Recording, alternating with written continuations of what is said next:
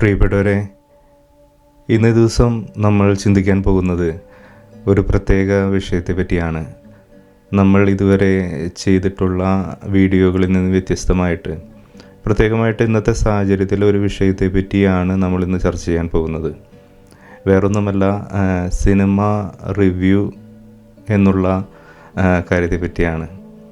Review ചെയ്യുന്നത് നല്ലതാണോ, അല്ലെങ്കിൽ റിവ്യൂ ചെയ്യുന്നവരെ സിനിമാ ലോകം എന്തിനാണ് ഭയക്കുന്നത്, അല്ലെങ്കിൽ അതിൻ്റെ ധാർമ്മികത എന്താണ് എന്നുള്ളതിനെ പറ്റിയുള്ള ഒരു ചെറിയൊരു ചിന്തയാണ്. നമുക്കറിയാം, സിനിമ എന്നുള്ളത് വലിയ സാമ്പത്തിക ബാധ്യതയുള്ള, അല്ലെങ്കിൽ വളരെയധികം സമ്പത്ത് ഉപയോഗിച്ചുകൊണ്ട് ചെയ്യുന്ന ഒരു വലിയൊരു ബിസിനസ്സാണ്. അപ്പോൾ അതിന് ഉണ്ടാകുന്ന നഷ്ടമെന്ന് പറയുന്നത് വളരെ ഭീമമാണ്. സിനിമ പരാജയപ്പെടുമ്പോൾ ആ നിർമ്മാതാവിനുണ്ടാകുന്ന നഷ്ടം വലുത് തന്നെയാണ്. അത് ഒരു പരിധിവരെ കൂടുതൽ സിനിമകൾ നിർമ്മിക്കപ്പെടാനായിട്ട് അത് പ്രതികൂലമായിട്ട് ബാധിക്കാറുണ്ട്. അങ്ങനെ സിനിമാ മേഖലയിൽ പലർക്കും അവസരങ്ങൾ നഷ്ടപ്പെട്ടു പോകാറുണ്ട്, അല്ലെങ്കിൽ സിനിമകളുടെ എണ്ണം കുറയാറുണ്ട് എന്നുള്ളതൊക്കെ വലിയ സത്യം തന്നെയാണ്. പക്ഷേ എല്ലാത്തിനേക്കാളും എല്ലാ ബിസിനസ്സുകളും പോലെ തന്നെയല്ലേ സിനിമ രംഗവും. അതിനെ ചോദ്യം ചെയ്യപ്പെടേണ്ടാത്തതായിട്ടുള്ള ഒരു വിഭാഗമായിട്ട് നമുക്ക് സിനിമാ മേഖലയെ കാണേണ്ടതുണ്ടോ? ഇന്ന് പല നിർമ്മാതാക്കളും ആവശ്യപ്പെടുന്ന ഒരു കാര്യം, റിവ്യൂ ചെയ്യുന്നവർ അതിൽ നിന്ന് പിന്മാറണം. റിവ്യൂ ബോംബിങ്, അല്ലെങ്കിൽ സിനിമയ്ക്കെതിരെ മോശമാണെന്ന് സംസാരിക്കുന്നവർക്കെതിരെ വലിയ പ്രശ്നങ്ങളാണ്. അത് അവർക്കെതിരെ കേസ് കൊടുക്കുന്നു, അല്ലെങ്കിൽ അങ്ങനെയുള്ളവർ റിവ്യൂ ചെയ്യരുതെന്നൊക്കെ സിനിമാ മേഖലയിലുള്ളവർ ആവശ്യപ്പെടാറുണ്ട്. പക്ഷേ എല്ലാ ചോദ്യം ചെയ്യപ്പെടേണ്ടാത്തതായിട്ട് നിലനിൽക്കേണ്ടതാണോ സിനിമാ മേഖലയും? ഇന്ന് നമുക്കറിയാം, ഏതൊരു ബിസിനസ്സും, അത് ഫുഡ് ഇൻഡസ്ട്രി ആയിക്കൊള്ളട്ടെ, അല്ലെങ്കിൽ ഏത് തരത്തിലുള്ള ബിസിനസ്സിലും എല്ലാം സുതാര്യം തന്നെയാണ്, അല്ലേ? നമ്മൾ ആ ബിസിനസ്സിലേക്ക് ഇറങ്ങുമ്പോൾ പലരുടെയും അഡ്വൈസ് ചോദിക്കാറുണ്ട്, അല്ലേ? ഒരാൾ ബിസിനസ്സിലേക്ക് ഇറങ്ങാൻ നേരത്ത് അത് ചെയ്തവരുമായിട്ട് സംസാരിക്കുകയും അവരുടെ അഭിപ്രായങ്ങൾ, അതിൻ്റെ പോരായ്മകൾ എന്താണ്, അതിന് എവിടെയാണ് തെറ്റുപറ്റാൻ സാധ്യതയുള്ളത്, ഈ കാര്യങ്ങളൊക്കെ നമ്മൾ ചർച്ച ചെയ്യാറുണ്ട്. അപ്പോൾ പലരും പല കാര്യങ്ങളും വളരെ ക്ലിയറായിട്ട് പറയാറുണ്ട്, അത് ചെയ്തവരും. അതുപോലെ തന്നെ നമ്മൾ എന്ത് കാര്യങ്ങളും ഇന്ന് സുതാര്യമാണ്. ഒന്നും ഒളിപ്പിച്ച് വെക്കേണ്ടതായിട്ടുള്ള കാര്യങ്ങളൊന്നും തന്നെയില്ല. എല്ലാവരും എല്ലാ കാര്യങ്ങളും ഇന്ന് സോഷ്യൽ മീഡിയകൾ വഴിയായിട്ടൊക്കെ ഷെയർ ചെയ്യാറുണ്ട്. അതുപോലെ തന്നെ ഇപ്പോൾ ഒരു ഫുഡ് ഇൻഡസ്ട്രി ആയാലും തന്നെ, ഇപ്പോൾ ഒരു ഹോട്ടലിൽ നമ്മളൊരു ഭക്ഷണം കഴിക്കുന്നു.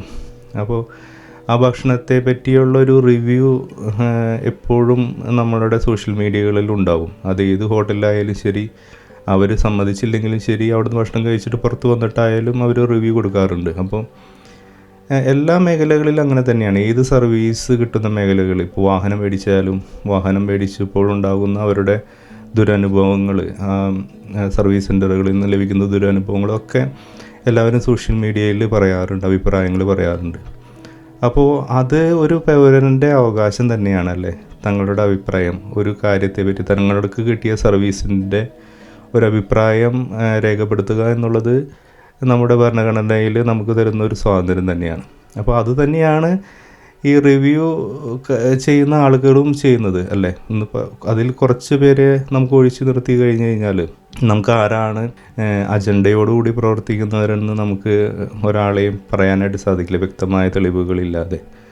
അപ്പോൾ ഭൂരിഭാഗം പേരും റിവ്യൂ പറയുന്നത് അവരെങ്ങനെ സിനിമ ആസ്വദിച്ചു, അവരുടെ വിലയിരുത്തലുകളെ ബേസ് ചെയ്തിട്ടാണ്. അപ്പോൾ അതിനൊന്നും കുറ്റം പറയാനായിട്ട് നമുക്ക് സാധിക്കില്ല, അല്ലേ?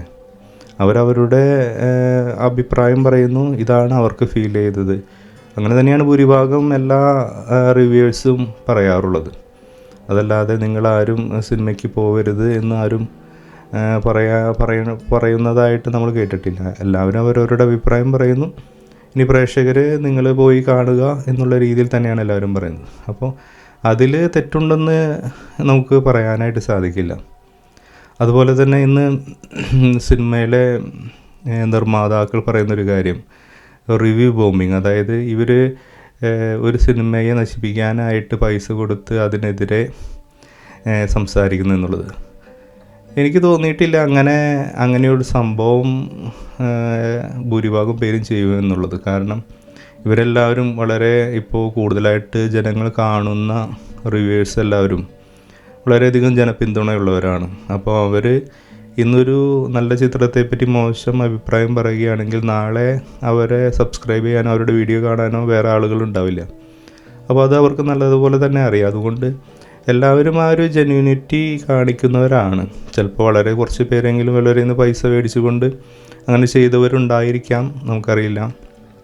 എന്നിരുന്നാൽ തന്നെ അത് ജെന്യൂനിറ്റി അവരവരുടെ അതിൽ അഭിപ്രായത്തിൽ വ്യത്യാസങ്ങളും ഉണ്ടാവുമല്ലേ. ഒരു കാര്യത്തിൽ തന്നെ പലരും കാണുന്നത് വേറെ പല രീതിയിലാണ്. അപ്പോൾ പലരുടെ അഭിപ്രായങ്ങൾ വ്യത്യാസമുണ്ടായിരിക്കാം. എന്നിരുന്നാലും അവർ ഒരു സിനിമയെ തകർക്കാനായിട്ട് അങ്ങനെ അജണ്ടയോടുകൂടി പ്രവർത്തിക്കുന്നതായിട്ട് നമുക്ക് പറയാനായിട്ട് സാധിക്കില്ല. അപ്പോൾ ഈ നിർമ്മാതാക്കൾ ഉന്നയിക്കുന്ന പല കാര്യങ്ങളും അവരുടെ സിനിമ മോശം ആയതുകൊണ്ട് അല്ലെങ്കിൽ അത് പരാജയപ്പെട്ടതുകൊണ്ട് അതിൻ്റെ ഉത്തരവാദിത്തം ആരെങ്കിലും തലയിൽ കെട്ടിവെക്കുന്നതായിട്ടാണ് നമുക്ക് തോന്നാറുള്ളത് ഇങ്ങനെ പറയുമ്പോൾ. അല്ലെങ്കിൽ അവരവരുടെ കുറവുകളെ മറച്ചു വയ്ക്കാനായിട്ട്.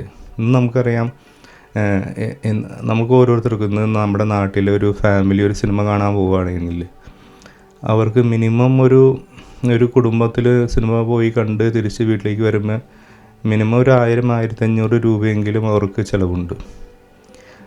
വണ്ടിക്കൂലി, അതുപോലെ സിനിമ ടിക്കറ്റിൻ്റെ പൈസ, ഭക്ഷണം, അതുപോലെ തിരിച്ചെത്തുന്ന പൈസ, ഇതൊക്കെ കൂടി ഒരു 1500-2000 രൂപയുടെ ചിലവുണ്ട് ഒരു കുടുംബത്തിന്. അപ്പോൾ അങ്ങനെ അവരൊരു കാര്യത്തിന് വേണ്ടി ഒരു സർവീസാണ് അവർ നേടുന്നത്. എൻ്റർടൈൻമെൻറ്റ് എന്നുള്ള സർവീസ്. ഇപ്പോൾ ഒരു സർക്കസ് കാണാൻ പോയാലും അവിടെ ഒരു എൻ്റർടൈൻമെൻറ്റാണ്, അതൊരു സർവീസാണ്. അപ്പോൾ അവരതിന് വേണ്ടിയിട്ട് പോകുന്നു, അത് കാണുന്നു, തിരിച്ചു വരുന്നു. അപ്പോൾ അവിടെ ചെല്ലുമ്പോൾ അവർ പ്രതീക്ഷിക്കുന്ന പോലെയല്ല അവിടെ കാണുന്നത്. അല്ലെങ്കിൽ അവർക്കത് കാണാൻ പറ്റാത്ത രീതിയിലുള്ള രംഗങ്ങളും അല്ലെങ്കിൽ വളരെയധികം ബോറടിപ്പിക്കുന്നതും ക്വാളിറ്റി ഇല്ലാത്തതും നിലവാരമില്ലാത്തതുമായിട്ടുള്ള കാര്യങ്ങൾ കാണുമ്പോൾ അവർക്കതിന് വിഷമമുണ്ടാകും. അല്ലെങ്കിൽ അവർക്ക് ചിലപ്പോൾ ഒരു കുടുംബം ചിലപ്പോൾ വർഷത്തിലൊരിക്കലായിരിക്കും പോകുന്നത് സിനിമ കാണാനായിട്ട്. അപ്പോൾ അങ്ങനെ ആഗ്രഹിച്ച് മക്കളൊക്കെ കൂടി ഒരു സിനിമ കാണാൻ പോകുമ്പോൾ ആ സിനിമ കാണുമ്പോൾ അതിൽ നിന്നും അതിൻ്റെ പ്രതീക്ഷിച്ചത്ര ക്വാളിറ്റി കിട്ടാതെ വരുമ്പോൾ ആ ജനത്തിൻ്റെ വിഷമം ആര് കേൾക്കും? അല്ലെങ്കിൽ അവർക്ക് ആര് ന്യായം നടത്തി കൊടുക്കും? അത് നമ്മളാരും കാണുന്നില്ല. അതൊരു പരിധി വരെ റിവ്യൂവേഴ്സ് അവരഭിപ്രായം പറയുന്നതിലൂടെ ജനങ്ങളുടെ ശബ്ദമായിട്ട് അവർ മാറാറുണ്ട്. കാരണം ഈ ജനങ്ങളുടെ അവകാശത്തിന് അല്ലെങ്കിൽ അവരുടെ റൈറ്റ്സ് ആരും പരിഗണിക്കാറില്ല. എല്ലാവരും സിനിമാ പ്രവർത്തകരെയും നിർമ്മാതാക്കളും അല്ലെങ്കിൽ അതിൽ വർക്ക് ചെയ്യുന്നവർക്കും കാര്യങ്ങൾ മാത്രമാണ് സംസാരിക്കാറുള്ളത്. പക്ഷേ പലപ്പോഴും സാധാരണ ജനം അവർ ഒരു ഫ്രീ സർവീസല്ല കൊടുക്കുന്നത്, അല്ലേ? ഇന്ന് എല്ലാ സിനിമാ പ്രവർത്തകരും നിർമ്മാതാക്കളും പറയുന്ന കാര്യമാണ് സിനിമ എന്നുള്ളത് ഒരു വാണിജ്യമാണ്, ഒരു ബിസിനസ്സാണ്. അല്ലാതെ കല എന്നുള്ള രീതിയിൽ കാണുന്നവരാരുമില്ല. എല്ലാവരും ബിസിനസ്സായിട്ട് തന്നെ. എല്ലാ നടന്മാരും പറയുന്നത് ഞങ്ങൾ പൈസയ്ക്ക് വേണ്ടിയിട്ടാണ് അഭിനയിക്കുന്നത്. നിർമ്മാതാക്കൾ പറയുന്നത് ഞങ്ങൾക്ക് ബിസിനസ്സാണ് മുഖ്യം. അപ്പോൾ അവർ ബിസിനസ് നടത്തുമ്പോൾ അത് സ്വീകരിക്കുന്ന ആ പ്രോഡക്റ്റ് സ്വീകരിക്കുന്ന കസ്റ്റമറിനും അതിൻ്റെ വാല്യൂ അല്ലെങ്കിൽ അതിന് റിവ്യൂ ചെയ്യാനും അല്ലെങ്കിൽ അതിൻ്റെ അഭിപ്രായം രേഖപ്പെടുത്താനും അവകാശമില്ല എന്ന് പറയുന്നത് എത്രമാത്രം ഏകപക്ഷീയമാണ് അല്ലെങ്കിൽ ജനാധിപത്യ വിരുദ്ധമാണ്. നിങ്ങൾ വന്ന് ഞങ്ങളുടെ സിനിമ കണ്ട് മിണ്ടാതെ പോകണം. എന്ത് കുറ്റമുണ്ടായാലും എന്ത് കുറവുണ്ടായാലും നിങ്ങൾ മിണ്ടരുത്, നിങ്ങൾ അതുപോലെ തന്നെ തിരിച്ചു പോകണം എന്ന് പറയുന്നത് എത്രമാത്രം പ്രാക്ടിക്കലാണ് അല്ലെങ്കിൽ എത്രമാത്രം അബദ്ധപൂർവമായിട്ടുള്ള കാഴ്ചപ്പാടാണ്, അല്ല? ഇന്ന് ഒരു ഹോട്ടലിൽ നിന്ന് നമ്മളൊരു ഭക്ഷണം കഴിച്ചു കഴിഞ്ഞ് കഴിഞ്ഞാൽ അത് മോശമാണെങ്കിൽ നമുക്ക് നേരെ അവിടെ ഹോട്ടൽ ഉടമയുടെ അടുത്ത് ചെന്ന് പറയാം, ഈ ഭക്ഷണം എന്ത് ഭക്ഷണമാണ് ഉണ്ടാക്കി തന്നിരിക്കുന്നത്, എനിക്ക് കഴിച്ചതിൻ്റെ പൈസ നിങ്ങൾ തരണമെന്ന് പറഞ്ഞു കഴിഞ്ഞാൽ ആ കസ്റ്റമറോട് ഒന്ന് വെച്ചെടുത്ത് കഴിഞ്ഞ് കഴിഞ്ഞാൽ ഉടൻ തന്നെ ചിലപ്പോൾ ആ ഹോട്ടൽ ഓണർ ചിലപ്പോൾ പൈസ എടുത്ത് കൊടുക്കും. അല്ലെങ്കിൽ അത് പേടിയുള്ള ഹോട്ടൽ ഓണർ ഒരിക്കലും ആ ഭക്ഷണം മോശമാക്കില്ല.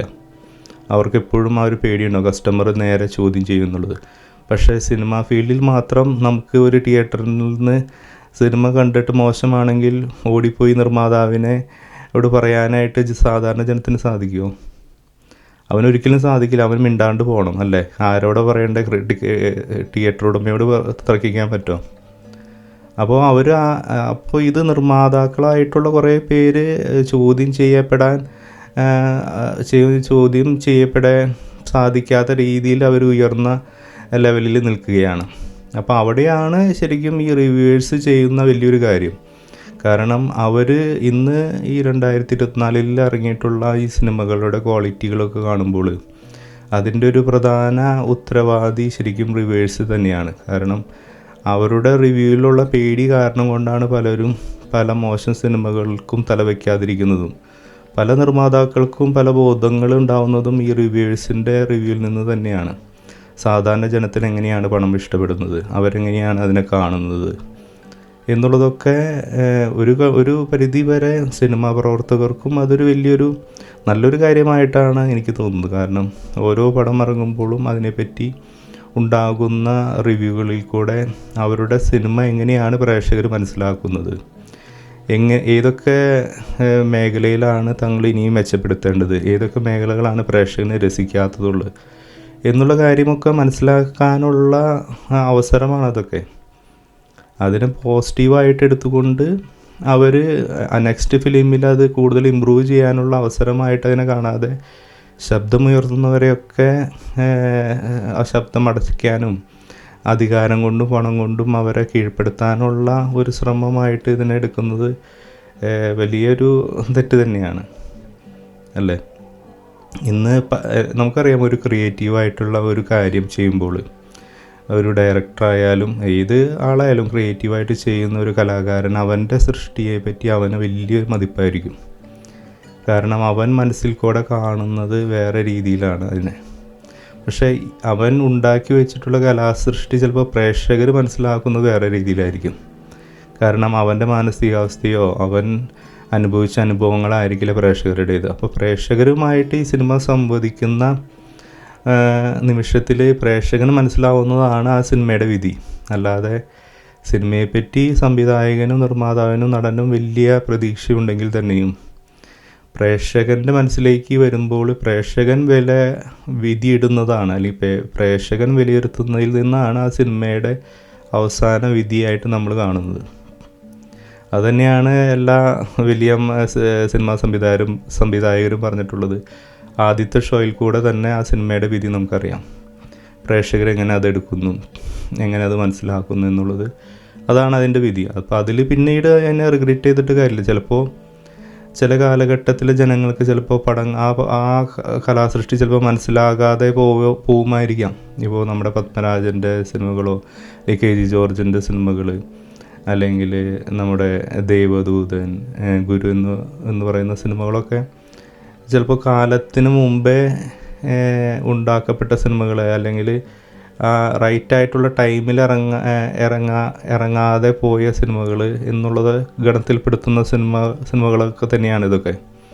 അപ്പോൾ അങ്ങനെ വളരെ അപൂർവമായിട്ട് പല സിനിമകൾക്ക് സംഭവിക്കാറുണ്ടെങ്കിൽ തന്നെയും ഒരു പരിധി വരെ എല്ലാ സിനിമകളും ആ കാലഘട്ടത്തിനനുസരിച്ച് ജനങ്ങളുമായി സംവദിക്കുന്നതും സംവദിക്കാത്തതുമായിട്ടുള്ള സിനിമകൾ തന്നെയാണ്.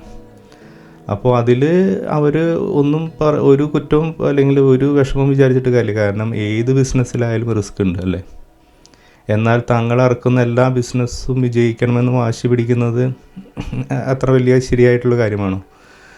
എത്ര പേർക്ക് എത്ര ബിസിനസ്, കോടിക്കണക്കിന് പൈസ ഓരോ ബിസിനസ്സിൽ ഇറക്കുകയും അബദ്ധങ്ങൾ പറ്റുകയും നഷ്ടപ്പെട്ടു പോവുകയും ചെയ്യാറുണ്ട്.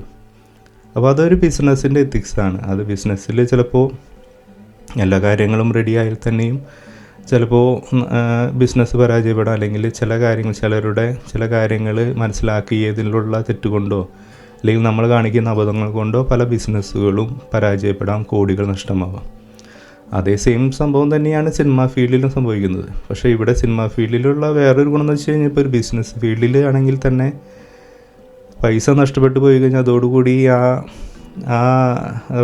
അതിൻ്റെ മുതലാളി അതോടുകൂടി അപ്രത്യക്ഷമാവുകയാണ് ചെയ്യാറുള്ളത്. പക്ഷേ സിനിമാ ഫീൽഡിൽ ഒരു നിർമ്മാതാവ് ഒരു സിനിമ നിർമ്മിച്ചു കഴിഞ്ഞ് കഴിഞ്ഞാൽ, അല്ലെങ്കിൽ ഒരു നടനോ അതിൽ അഭിനയിച്ച് കഴിഞ്ഞാൽ സിനിമ പരാജയപ്പെട്ടാൽ പോലും ആ സിനിമ നിർമ്മാതാവ് എന്നുള്ള രീതിയിലോ അല്ലെങ്കിൽ നടൻ എന്നുള്ള രീതിയിലോ ഇവരെ ജനങ്ങൾ ഓർമ്മിക്കും. അപ്പോൾ അതൊക്കെ വലിയൊരു പോസിറ്റീവാണ്. അല്ലെങ്കിൽ അവർക്കുണ്ടാകുന്ന ഫെയിമുകൾ, അല്ലെങ്കിൽ സിനിമ കേവലം ബിസിനസ് മാത്രമല്ല, അതിൽ കൂടെ വേറെ കുറേ ബിസിനസ്സുകൾ നടക്കുന്നുണ്ട്. പല രീതിയിലും അവർക്ക് പബ്ലിസിറ്റി ലഭിക്കുന്നുണ്ട്, പരസ്യങ്ങൾ ലഭിക്കുന്നുണ്ട്, അങ്ങനെ നിരവധി കാര്യങ്ങൾ അതിൽ കൂടെ ലഭിക്കുന്നുണ്ട്. അപ്പോൾ ഒരിക്കലും സിനിമ പരാജയപ്പെട്ടു എന്നുള്ളത് പെട്ടതുകൊണ്ട്, അല്ലെങ്കിൽ പരാജയം വേണ്ടാത്തതാണ് സിനിമ എന്ന് വാശി പിടിക്കുന്നതിൽ ഒരർത്ഥമില്ല അല്ലേ. നിരവധി സിനിമകൾ പരാജയപ്പെട്ടു പോയിട്ടുണ്ട്. നമ്മളിപ്പോൾ കഴിഞ്ഞ വർഷത്തെ കാര്യം തന്നെ എടുക്കാം. എത്രയോ സിനിമകൾ ഇറങ്ങിയതിൽ വളരെ ചുരുക്കം സിനിമകൾ മാത്രമാണ് വിജയിച്ചു പോയിട്ടുള്ളത്. അപ്പോൾ അതിൻ്റെ ഒക്കെ പിറകിൽ ഈ റിവ്യൂവേഴ്സ് ആണെന്ന് പറയുന്നതിൽ എന്തെങ്കിലും അർത്ഥമുണ്ടോ? ഇത് കേൾക്കുന്ന ജനത്തിന് വരെ അത് വ്യക്തമായിട്ട് അറിയാം. പിന്നെ സാധാരണ ജനത്തിന് സംസാരിക്കാനുള്ള വോയിസ് ഇല്ല. വളരെ ചുരുക്കം പേര് മാത്രമാണ് സോഷ്യൽ മീഡിയയിൽ കൂടെ സംസാരിക്കാറുള്ളത്. അതിൽ തന്നെ കുറേ പേർക്ക് സിനിമാ മോഹങ്ങളും മറ്റു കാര്യങ്ങളുള്ളതുകൊണ്ട് പലരും അത് തുറന്നു പറയാനായിട്ട് എല്ലാവർക്കും മടിയാണ്. കാരണം മറ്റുള്ളവരുടെ അപ്രീതി സമ്പാദിക്കേണ്ട, അല്ലെങ്കിൽ മറ്റുള്ളവരുടെ അനിഷ്ടത്തിന് താൻ ഇടയാവേണ്ട എന്ന് വിചാരിച്ച് പലരും ആ സത്യങ്ങൾ പറയാതിരിക്കുന്നതാണ്. സിനിമ ഫീൽഡിൽ തന്നെയുള്ള ഭൂരിഭാഗം പേർക്കും വളരെ കൃത്യമായിട്ട് അറിയാം ഈ നിർമ്മാതാക്കൾ അല്ലെങ്കിൽ ഇവർ പറയുന്ന കാര്യങ്ങൾ വളരെ വസ്തുതാവിരുദ്ധമാണ്, വളരെ അബദ്ധം നിറഞ്ഞതാണ് എന്നുള്ള കാര്യങ്ങളൊക്കെ. അപ്പോൾ ഈ റിവ്യൂവിനെ പേടിച്ച് നിങ്ങൾ ഈ സിനിമ റിവ്യൂവേഴ്സിനെ ബാൻ ചെയ്യുകയും അവരെ ഉപദ്രവിക്കാൻ തുടങ്ങുകയും അല്ലെങ്കിൽ അവർക്കെതിരെ ഉപരോധങ്ങൾ ഉണ്ടാക്കുകയും ചെയ്തുകൊണ്ട് ഒരു പ്രയോജനമില്ല. ഇവരല്ലെങ്കിൽ വേറൊരാൾ അത് പറയാനുണ്ടാവും. അപ്പോൾ ഇന്നത്തെ കാലഘട്ടത്തിൽ ആരെയും നമുക്ക് വായ മൂടിക്കെട്ടാനായിട്ട് സാധിക്കില്ല. ഇന്ന് വേറൊരു കാര്യം, ഈ നിർമ്മാതാക്കൾ പറയുന്ന കാര്യം, ഇവർ പെയ്ഡായിട്ട്, അതായത് ഇവർ റിവ്യൂ ചെയ്യുന്നതുകൊണ്ട് ഞങ്ങളുടെ ബിസിനസ് തകർന്നു പോകുന്നു എന്നുള്ളത്. അതായത് ഇവർ സത്യം പറയുന്നത് കൊണ്ട് ഞങ്ങളുടെ ബിസിനസ് തകരുന്നു. അതായത് ഒരു ഹോട്ടലിൽ ഭക്ഷണം കഴിച്ചിട്ടൊന്ന് മോശമാണെന്ന് പറയരുത്, നീ കഴിച്ച ഭക്ഷണം മോശമായാലും മിണ്ടാതെ പോകണം. അപ്പോൾ എന്താ സംഭവിക്കുന്നത്? അടുത്ത് വരുന്നവരും അത് പോയി കഴിക്കണം, അവരും അത് മിണ്ടാതെ ഇറങ്ങിപ്പോകണം. അങ്ങനെ ഞങ്ങൾക്ക് ഉണ്ടാക്കിയ ഭക്ഷണം മുഴുവൻ വിറ്റ് തീരണം എന്ന് വാശി പിടിക്കുന്ന ഒരു ഹോട്ടൽ ഉടമസ്ഥന് തുല്യമാണ് സിനിമക്കാർ പറയുന്ന അവരുടെ കാര്യം. അതായത് അവർ ഒരു സിനിമ ഉണ്ടാക്കി വെച്ചു, അതിൽ വളരെ മോശമായിട്ടുള്ള പല കാര്യങ്ങളും ഉണ്ടാവും, അല്ലെങ്കിൽ അവർക്ക് തെറ്റുപറ്റിയ മേഖലകൾ, അല്ലെങ്കിൽ വളരെ ക്വാളിറ്റി ഇല്ലാത്ത കഥ, ക്വാളിറ്റി ഇല്ലാത്ത അഭിനയം, അല്ലെങ്കിൽ ടെക്നിക്കലായിട്ട് നല്ലതല്ലാത്ത സിനിമകൾ, മോശം മെസ്സേജുകൾ കൊടുക്കുന്ന സിനിമകൾ, എന്ത് വേണമെങ്കിലും അവരുണ്ടാക്കി വിടും. അപ്പോൾ അത് കണ്ടുകൊണ്ട് പ്രേക്ഷകർ വന്ന് കാണണം, പൈസയും കൊടുത്തു കാണണം. വെറുതെ കാണിക്കുകയല്ല അവർ ചെയ്യുന്നത്, പൈസയാണ് കൊടുക്കുന്നത്. പൈസ കൊടുത്തത് കാണണം, എല്ലാവരും വന്ന് കണ്ട് മിണ്ടാണ്ട് ഇറങ്ങി പോകണം എന്നുള്ള മനോഭാവമാണ് ഈ സിനിമാക്കാരുടെ ഇപ്പോഴത്തെ ഒരു കാര്യം. അപ്പോൾ അത് ജനങ്ങൾക്കറിയാതൊക്കെ, പക്ഷേ പലർക്കും അത് പറയാനായിട്ട് സാധിക്കുന്നില്ല പല കാരണങ്ങൾ കൊണ്ട്. അതുപോലെ തന്നെ വേറൊരു കാര്യം, ഇവർ പറയാറുണ്ട് ഇവരൊക്കെ പെയ്ഡാണ്, അതായത് റിവ്യൂ ചെയ്യുന്നവരൊക്കെ പൈസ വാങ്ങിയിട്ടാണ് ഈ സിനിമയ്ക്കെതിരെ പ്രവർത്തിക്കുന്നത്. അപ്പോൾ ആരിൽ നിന്നാണ് പൈസ മേടിക്കുന്നത്? ഇവർ പൈസ മേടിക്കുന്നുണ്ടെങ്കിൽ ഈ സിനിമ മോശമാണെന്ന് പറയാനായിട്ട് ഇവർ ആരെങ്കിലും നിന്ന് പൈസ മേടിക്കണ്ടേ? ഇവർ ആരിൽ നിന്ന് പൈസ മേടിക്കും?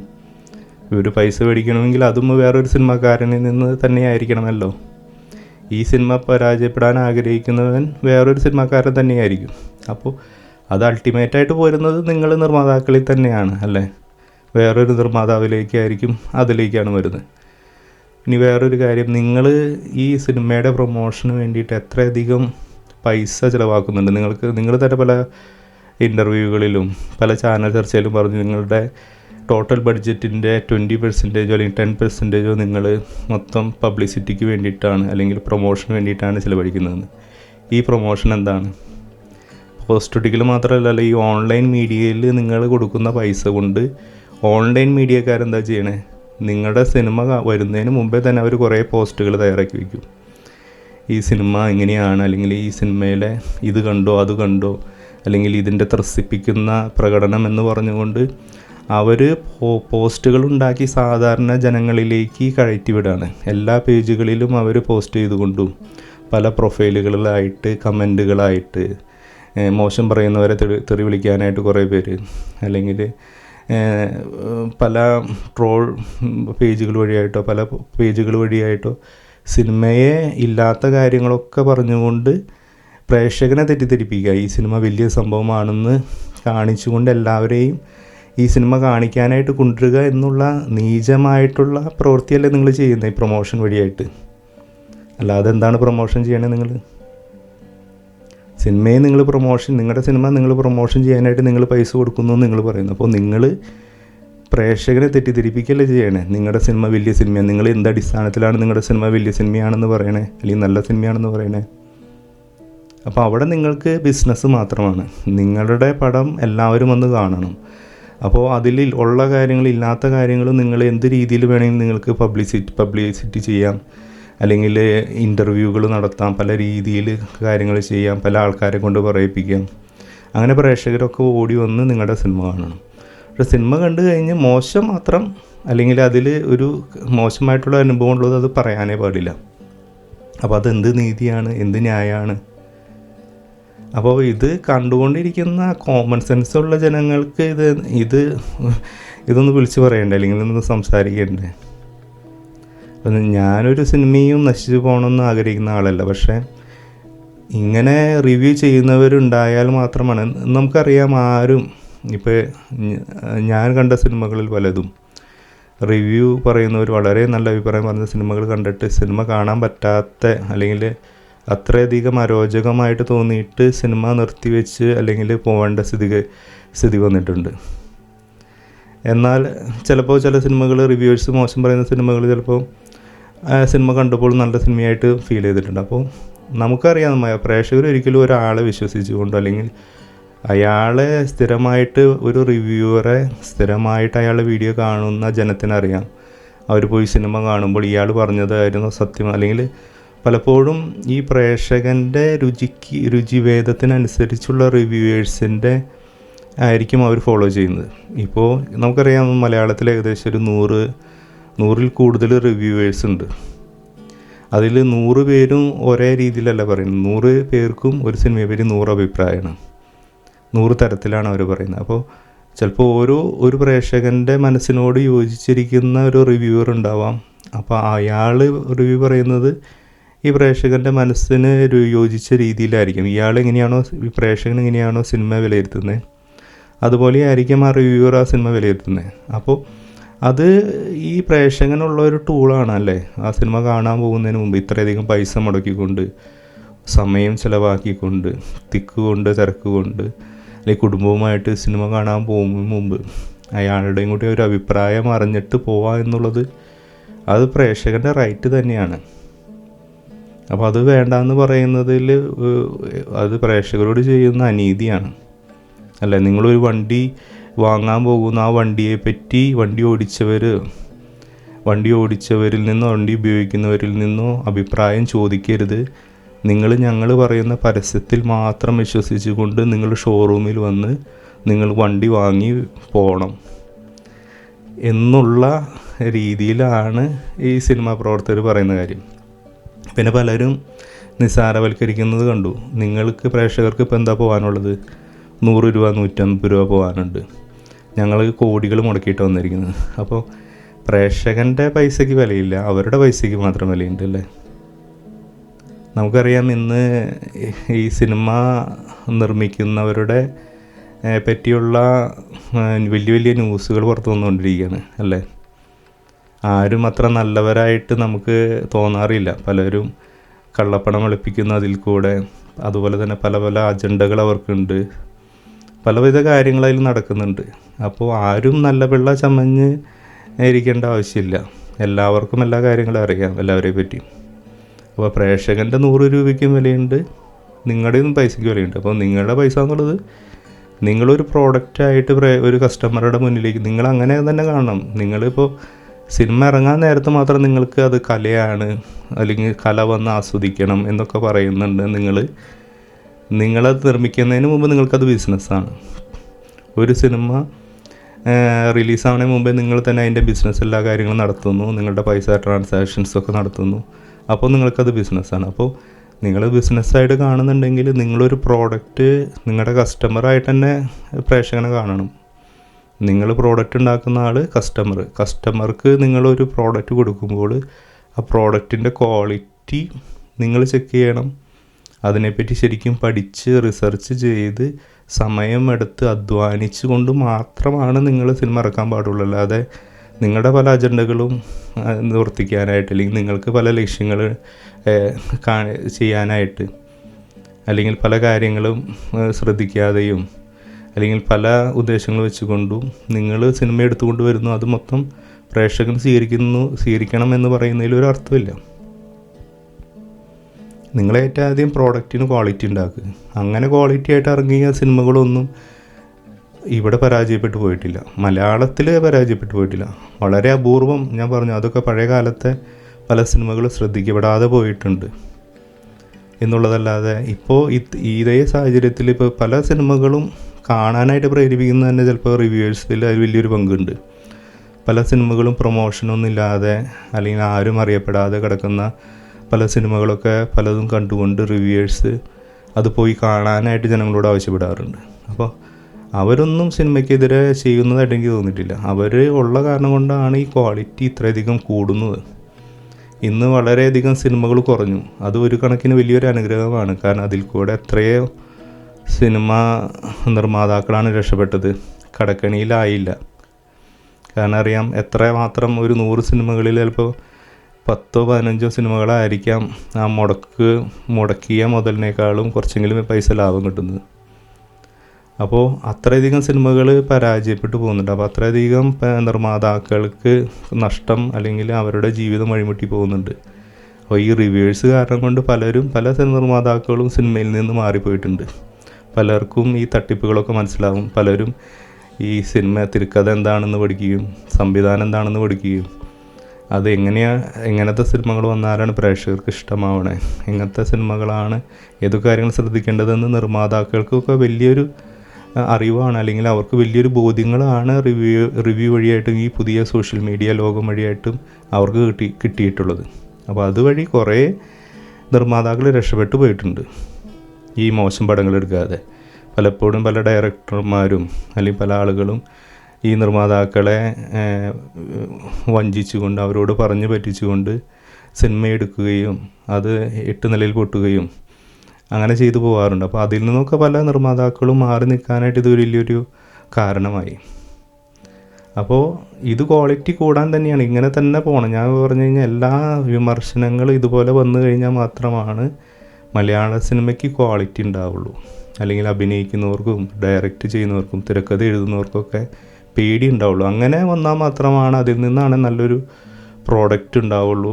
അത് മേടിക്കുന്ന കസ്റ്റമർ, അത് കാണുന്ന കസ്റ്റമർക്കും അതിന് വിലയുണ്ടാവുള്ളൂ. അപ്പോൾ അങ്ങനെയുള്ള സിനിമകൾ വന്നാൽ മാത്രമാണ് ആളുകൾ മറ്റുള്ള സിനിമകൾ വന്ന് കാണുള്ളൂ, അല്ലേ? എന്നും ഈ മോശം സിനിമകൾ തന്നെ വന്നുകൊണ്ടിരുന്നു കഴിഞ്ഞാൽ പ്രേക്ഷകർ സിനിമ തിയേറ്ററിൽ നിന്ന് അകന്നു പോവുകയുള്ളൂ. അല്ലെങ്കിൽ അവർ പറയും ടി വിയിൽ വരുമ്പോൾ കാണാം, ഇത് പോയി കാണാണ്ടെന്ന് പറയും. എന്നാൽ ക്വാളിറ്റിയുള്ള സിനിമകൾ വന്നുകൊണ്ടിരുന്ന് കഴിഞ്ഞ് കഴിഞ്ഞാൽ എല്ലാവർക്കും തിയേറ്ററിൽ പോയി ഒന്ന് കാണാനും ഉള്ള പ്രേരണയാണ് അതിൽ നിന്ന് ലഭിക്കുന്നത്. അപ്പോൾ ഞാൻ പറയുന്നത് വെച്ചാൽ സിനിമാ നിർമ്മാതാക്കളും അതിൽ പിന്നണിയിൽ പ്രവർത്തിക്കുന്നവരും തങ്ങളുടെ സിനിമയെ റിവ്യൂ ചെയ്യുന്നവരെ ശത്രുക്കളായിട്ട് കാണാതെ പോസിറ്റീവായി എടുത്തുകൊണ്ട് തങ്ങളുടെ സിനിമ കുറേയും കൂടി നന്നാക്കാനും അതിലിങ്ങനെ നിർമ്മാതാക്കൾക്ക് തങ്ങളുടെ സിനിമയെപ്പറ്റി കൂടുതലായിട്ട് പഠിക്കാനും കൂടുതൽ സമയമെടുത്ത്, ഹോളിവുഡിലൊക്കെ എത്രയധികം സമയമെടുത്താണ്, വർഷങ്ങളെടുത്തിട്ടാണ് ഒരു സിനിമ അവരുണ്ടാക്കുന്നത്. അത്രയധികം റിസർച്ചും കാര്യങ്ങളാണ് അതിൻ്റെ പിറകിൽ പോകുന്നത്. ഇവിടെ മലയാള സിനിമയിൽ ഒരു നടൻ്റെ ഡേറ്റ് കിട്ടി കഴിഞ്ഞാൽ ഉടൻ തന്നെ ഒരു പടങ്ങൾ തട്ടിക്കൂട്ടി പടങ്ങൾ ഇറക്കുകയാണ്. അപ്പോൾ ആ ഒരു മനോഭാവത്തിൽ നിന്ന് മാറിക്കൊണ്ട് നല്ല ക്വാളിറ്റി ഉള്ളതും ലോകം മുഴുവനും ശ്രദ്ധിക്കപ്പെടുന്നതുമായിട്ടുള്ള സിനിമകൾ ഇറക്കാനായിട്ട് മലയാള സിനിമയ്ക്ക് കഴിയട്ടെ. അതുപോലെ തന്നെ റിവ്യൂവേഴ്സ് അവരുടെ സ്വാതന്ത്ര്യത്തോടു കൂടി അവരുടെ ധർമ്മം നിർവഹിക്കട്ടെ.